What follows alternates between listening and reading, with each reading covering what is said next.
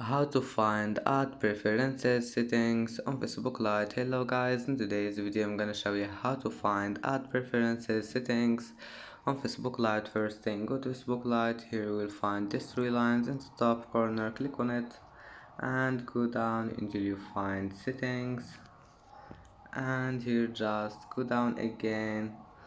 Here you will find ad preferences, and as you see here you can manage ad preferences on Facebook Lite, like ad topics and ad settings, and that's how to find it. And that's it for today's video. If you like this video, please don't forget like and don't forget subscribe, and thank you for watching this video until the end, and see you in the next video.